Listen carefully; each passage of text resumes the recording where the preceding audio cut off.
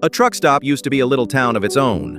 Once you parked your rig, that place became your home. A hot meal, a real shower, a few minutes in the game room to catch your breath, everything a driver needed on the road was right there.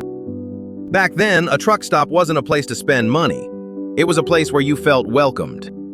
Buy fuel and the coffee was free. Showers were free too. Every gallon gave you a penny in stamps, and big fills earned double or triple.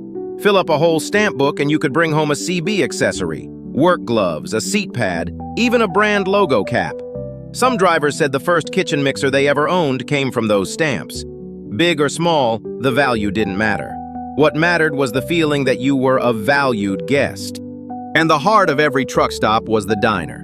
Neon glowing outside, chrome counters reflecting the smell of grease and fresh coffee. Bottomless refills, pancakes, ham steaks, meatloaf, pure American comfort food. You could sit beside a stranger, ask where they'd been, where they were headed, and somehow end up with a friend who stayed in your life 30 years. But time changed the scenery.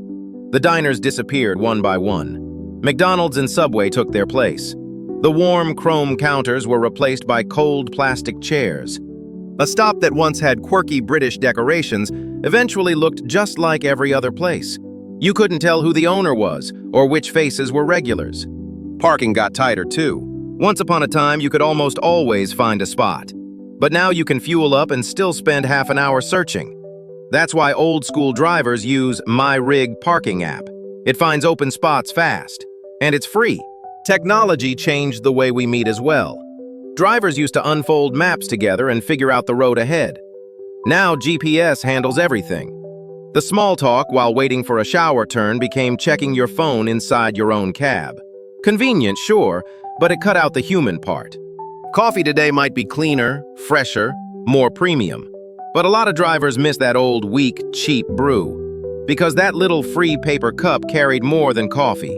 It carried rest. It carried comfort. Sometimes it carried the strength to make it through another day.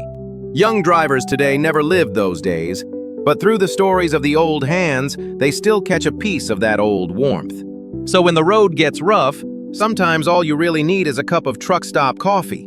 Even better if it's free.